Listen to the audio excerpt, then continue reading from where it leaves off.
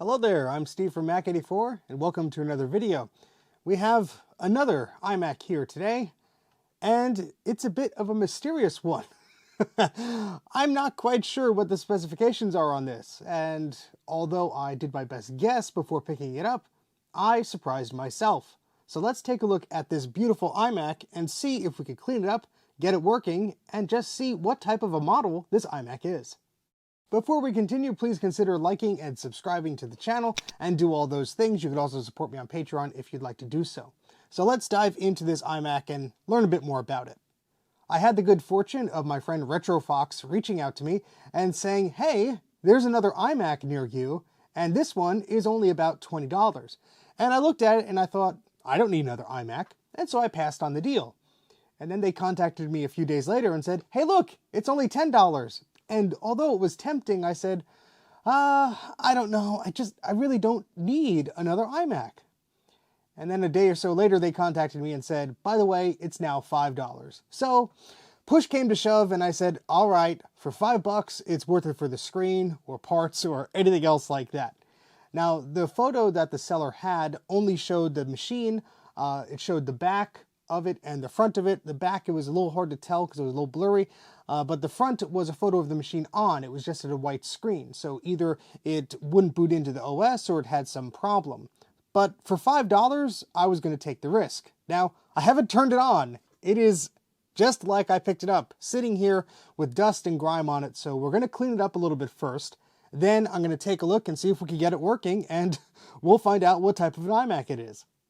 We're going to start out with the basics, just some surface cleaner or glass cleaner and some paper towels. This is not in horrendous condition. There's some dust on it. I could especially see some dust on the back. There's some dust on the screen, but really there aren't too many scratches or deep marks in the plastic. This thing was well taken care of. It doesn't seem to have been dropped or abused in any way. Well, at least from the outside, who knows what's going on the inside. But let's clean this up and see if we can get it looking a little bit better.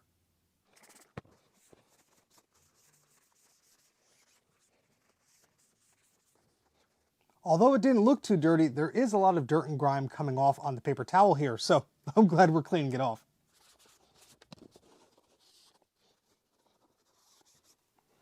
Ooh, that was quite dirty in there.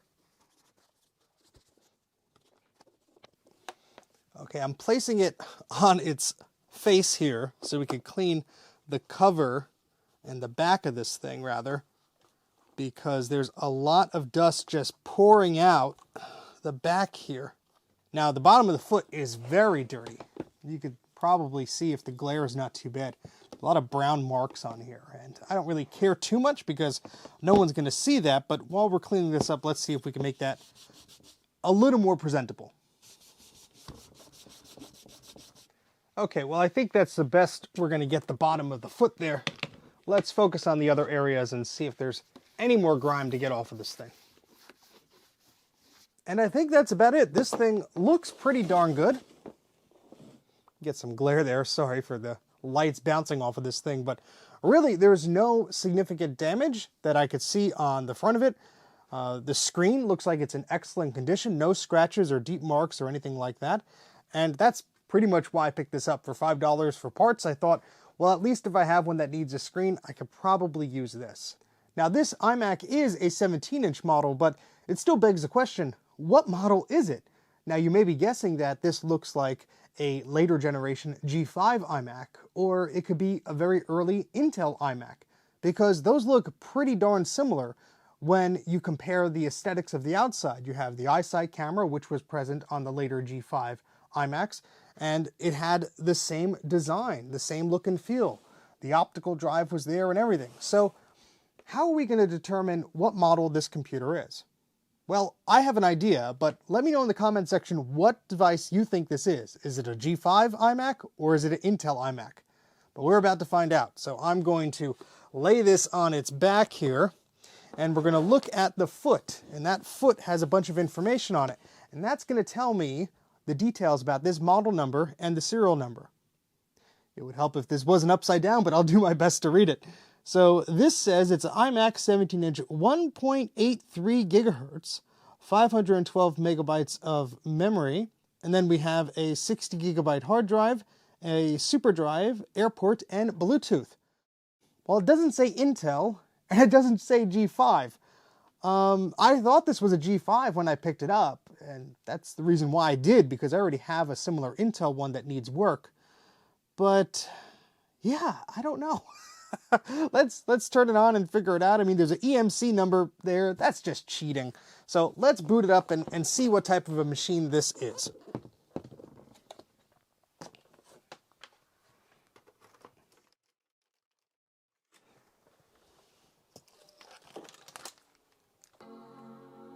It turned on as soon as I plugged it in. I didn't even get to set up the shot. Okay, well, we'll plug a keyboard and a mouse into it. It wants to live, I guess. Okay, we have a gray screen. I don't hear a hard drive. Now, unfortunately, Intel or G5, this is not as easy to take apart as the first generation G5. You just basically take the back off and you have access to everything. Now it seems to be booting, so at least we're getting somewhere. I hear the hard drive making happy hard drive noises. I wonder what operating system is on this thing. I guess that would depend if it's a G5 or an Intel machine. Well, the hard drive spun down, so that can't be good, huh? Maybe this is why the machine was $5. Well, I'm going to be merciful and let it sit here and think for a while, and we'll see if it does anything else. I'm going to get a FireWire external hard drive to see if we could boot this thing up off of something than the internal drive, which it seems to be having problems doing. Okay, we're going to plug this FireWire external hard drive into this, which has a few bootable images on it, and hopefully we could boot off of one of the installers on this disk. We'll have to shut the machine off first, so I'm going to hold down the power button.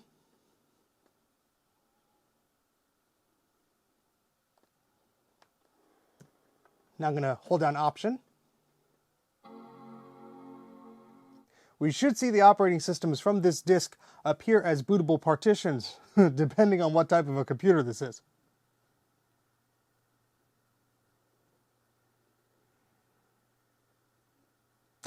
Okay, it completely ignored my keyboard input.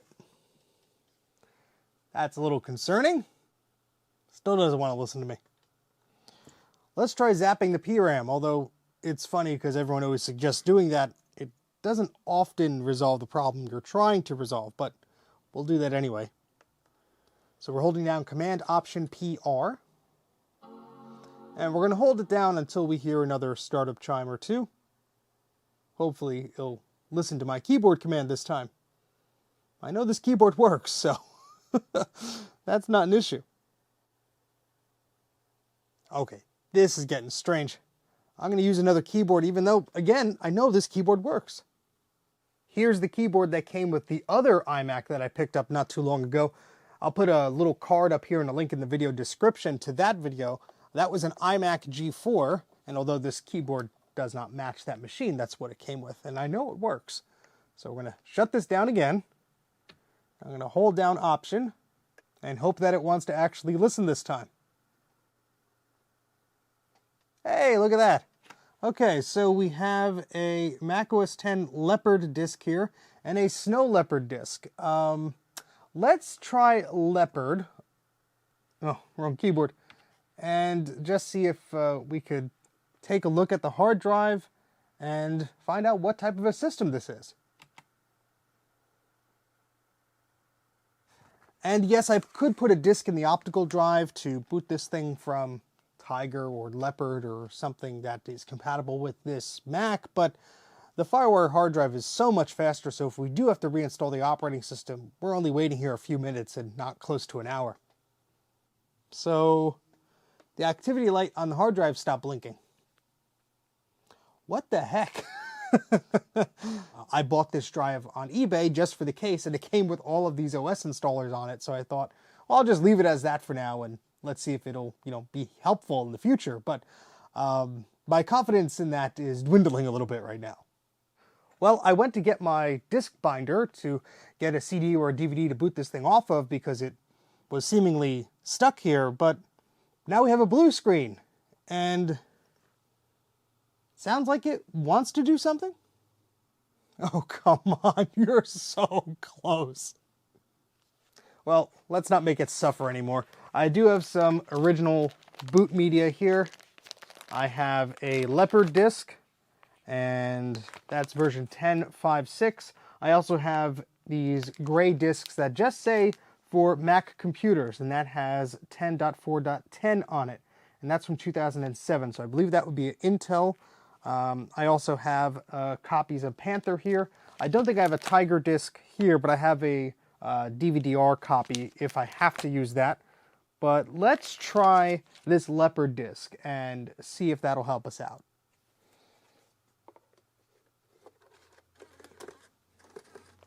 Ooh, I hope that optical drive doesn't eat my disc. Okay, so now we're going to start up holding down C.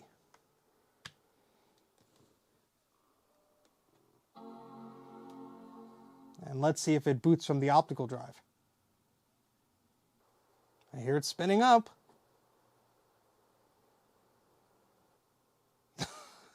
Oh, come on. There we go. Okay. Oh, well, it's doing something.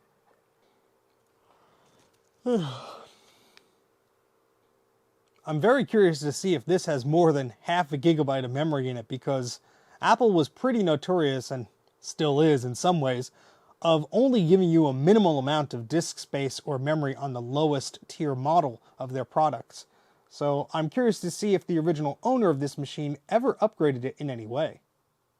Now, unfortunately, opening this thing up, whether it's a G5 or an Intel model, to get to the hard drive is going to be a pain in the butt, because any of these iSight revision iMacs, it's a bit of a convoluted process to get this thing open. Basically, you have to remove the frame, and then there's this foil type thing that's surrounding the whole internal of the machine. You have to carefully remove that, or not if you don't care, and then you have to remove the screws on each side of the display to lift the display out, and only after you do that can you reach the logic board, the hard drive, and stuff like that. Thankfully, the memory is a different situation. There are, I think, 1 or 2 screws, or 3 on some models, on the bottom of this machine. There's literally a door that you can access, and you could just easily take the memory modules out, which is very nice. And that continued throughout the series of iMacs, I think up until the 2013 model. I think then they moved the door to the back, and then some models didn't have a door or whatever. But I'm glad at least the memory is accessible on this machine. However, that doesn't seem to be the problem at this point in time. So I know this Leopard disc works. I just don't know why this computer is being so stubborn. Oh, there we go. We're at that blue screen again. Let's see if it makes it a little bit further than it did with the hard disk. This is exciting. I thought we were just going to boot it up, play some games, and call it a day like the iMac G4 video. This is going to give me a lot more work to do, isn't it? And the optical drive spun down again, as if it doesn't want to read anything from it anymore, which is odd.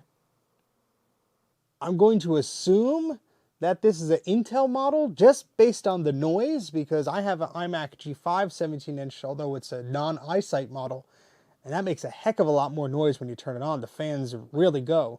So my guess at this point is that this is an Intel model, and based on that, this Leopard disc should work, although I guess I could try one of the other discs in this binder. Alright, well, I've been waiting here forever, and this thing has not done anything. So we're going to try another disc, but it could also be the optical drive, or the disc, I guess, itself. There's a lot of factors that go into play when tinkering around with these old machines. A lot can go wrong. Oh, just as I was about to give up. Look at that. Here we go, install Mac OS X. Let's do that. Okay, so let's see if we can find out some information about this machine. About this Mac is grayed out, of course. Thanks, Apple. Let's go to disk utility. I just want to see if there's anything on that disk. It tried to boot from it, but I'm kind of curious if it's a full disk or if maybe they wiped it and put a new OS on it before passing it along. Okay, so I know the view is imperfect, but I need to be able to see this thing too.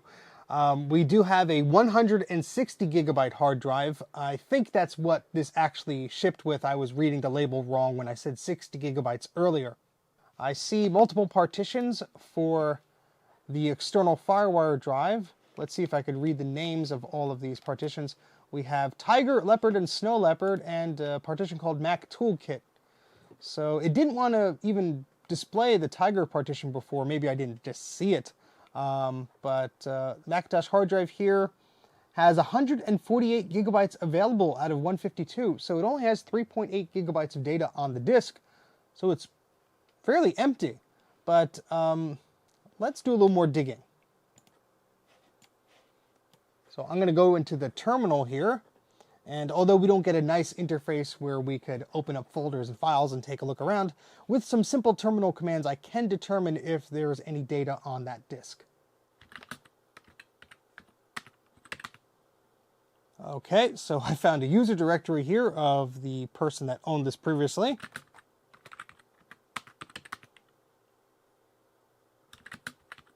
Let's check the downloads folder. Usually that's a good indicator if somebody has been using the machine. Well, nothing in downloads, and there's nothing on the desktop either. So whatever installation that they put on this machine is a clean install, because I don't see much data on this machine at all. Now I did type in a command here that will tell us what type of a machine this is. So are you ready to find out? I am. I typed in system_profiler, and that's going to actually give a readout of what the system profiler would do when you're booted on the Mac OS. So it's going to take a little bit. I think it gave us a full readout here. There's a lot of technical stuff that you don't really need to know, system software extensions and stuff like that, the whole USB tree and other devices that are connected. I apologize, you probably can't see this, but I will read out the information that I see here. So let's scroll up. Okay, so it is actually an Intel iMac. This is the first Intel iMac. It's an Intel Core Duo, not even a Core 2 Duo. This is an Intel Core Duo, 1.83 gigahertz. It has one processor, 2 cores, 2 megabytes of L2 cache, and it has 2 gigabytes of 666 megahertz memory installed. So that confirms we have an Intel machine here. Not too bad, although it would have been maybe nice to have a G5. I don't know. It's weird how you get things into your head sometimes, but it's an Intel machine. It works perfectly fine. The hard drive probably needs either a replacement operating system installed or just to be replaced on its own. But it's not a bad machine at all. In fact, I had the 20-inch model of this. It was a little bit faster. It was a 2 gigahertz Core Duo, and it served me very well. Now, this has a ATI Radeon X1600 graphics card with 128 megabytes of video memory. My 20-inch model was custom configured to have 256 megabytes, and that played games fine under boot camp. My goodness, I was playing Counter-Strike and Dave Defeat, and I had no problems with most of the Steam source games. They ran very smoothly. We do have this machine maxed out to 2 gigabytes of DDR2 memory. This is a machine that will work pretty well with 2 gigabytes. I would not recommend running it any lower than that, and you could of course use Boot Camp on this if you wanted to run an earlier version of Windows alongside the Mac OS. Now unfortunately, this iMac was only supported for 3 releases of the Macintosh operating system. This shipped with Mac OS 10 10.4 Tiger. You could upgrade it to Leopard, which it's booted off the install disk now. That is version 10.5. And the last stop of the operating systems for this machine, at least what's officially supported, is Snow Leopard 10.6, which is an amazing operating system. Although, I don't think I want to install Leopard on this machine. Now hear me out. I think Leopard is okay, I prefer Snow Leopard, but Tiger just flew on these Intel machines. I think I have a copy of Restore disks for Intel computers, and I think it has Tiger on it. So let's put those disks into this machine and see what happens.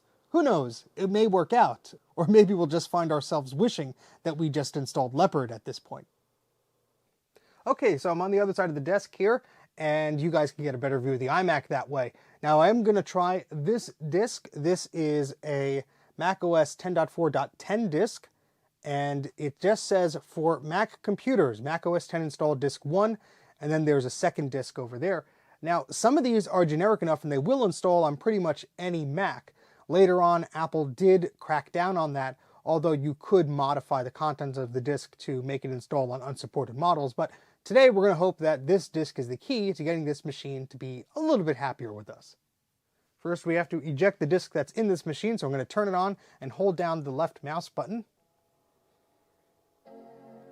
And if this machine wants to listen to us, it should eject that disk.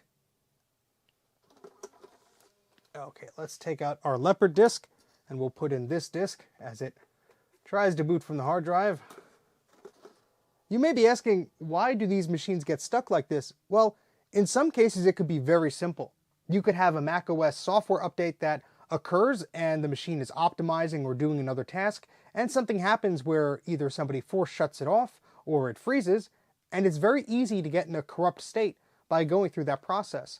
The only real solution to that is to reinstall that update or the operating system to get it working, and sometimes that could be a bit of a pain in the butt if you don't have another machine to boot off of and do some target disk mode fun, or you don't have an external hard drive to back your data up to, etc. So thankfully there's nothing on here we have to save, but I do want to try and get an operating system on here.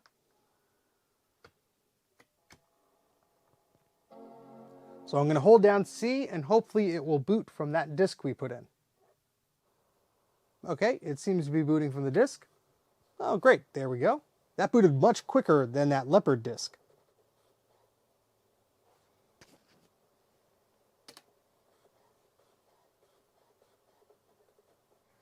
This software cannot be installed on this computer. Oh, come on.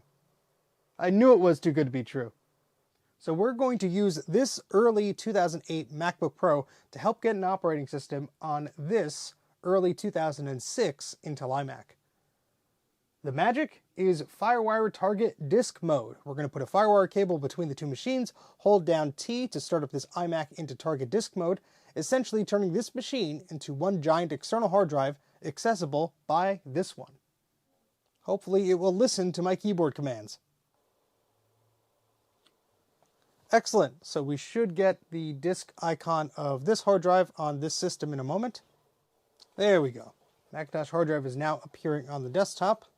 And if we use the startup disk system preference, we should be able to tell what operating system was on that internal hard drive, because I don't think I remember reading that. And oh, it's actually Snow Leopard. So they did put Snow Leopard on this machine. Maybe they did an update and it wasn't happy. But all right, well, while playing around with this, I got this error that macOS 10 could not repair the hard disk from the iMac we have over here. So there's definitely something going on here. Okay, so it turns out that this little hard drive does have macOS 10 10.4 Tiger on it, but it's the PowerPC version, not the Intel version. So we're going to restore an Intel version from this Mac to this hard drive. Ugh, we were so close, but we had a problem. And that is that this hard drive with the Tiger partition was just too small to restore the disk image to. So we're going to put that aside for now and use this perfectly normal hard drive enclosure, which is fine. This has a disk on there that I was able to successfully restore the Tiger image to, so let's plug it into this iMac and install the OS. Alright, would you look at that? Let's try to install it. Oh, that is so much quicker than the disk. Oh boy, finally. Now I'm going to customize this because it wants disk 2, but I think if I uncheck some of this optional things here, we should be okay. Ugh, it didn't tell me if I still need a disk 2 or not, but let's see what happens, I guess. Cross your fingers. Awesome.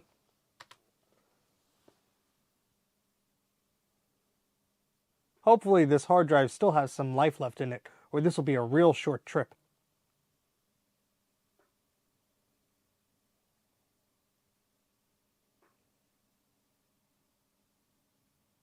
We have macOS 10 installed. Heck yeah. So this is a 1.83 gigahertz Intel Core Duo with 2 gigabytes of memory, running macOS 10.4.4, which I believe is the original version that shipped with this machine. Now, the internet of today does not really like old web browsers like this because of security reasons and so on and so forth, But loading up Safari on an Intel Mac running Mac OS X 10.4 Tiger really brings back a lot of memories. And of course we had the lovely frog find.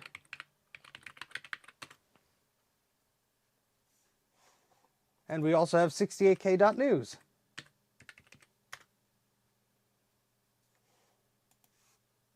Oops. I guess the inception didn't really work as I planned.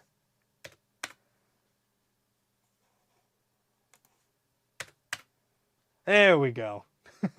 Headlines from the future. So yeah, pretty cool. You could still browse the web, although a bit selectively, on an old Mac just like this. Although it did take us quite a while, it was worth the effort. This machine is in beautiful shape. There is not a scratch on it. The LCD screen is in perfect condition, and it's running pretty well with Mac OS X 10.4 Tiger. This machine will be perfectly capable of importing DV footage from a camcorder, organizing your digital photos, ripping CDs and playing back music, or doing a lot of other things. And of course, if you really wanted to, you can install Windows on here. But of course, here at Mac84, we like to have a lot of fun with our systems. So let's play some Unreal Tournament.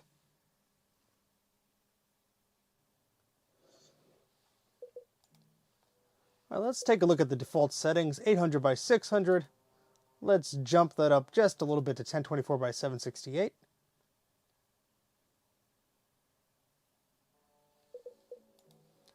And I'm going to put the world detail to normal. I'm going to turn off a lot of this stuff.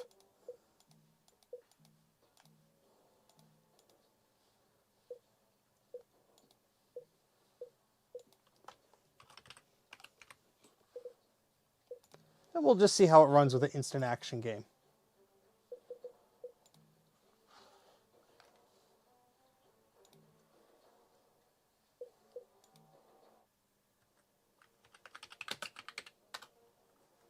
All right.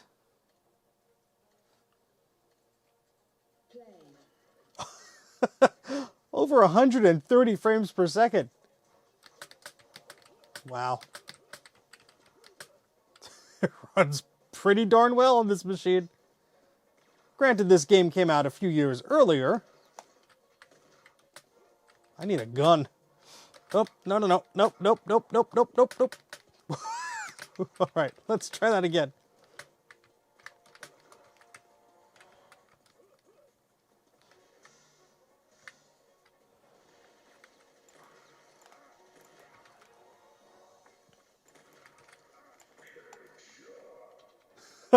I love this game. Everyone's after me. Not anymore. Now the hunted has become the hunter. Oh no. I'm having way too much fun. This is playing beautifully. Better than I remember.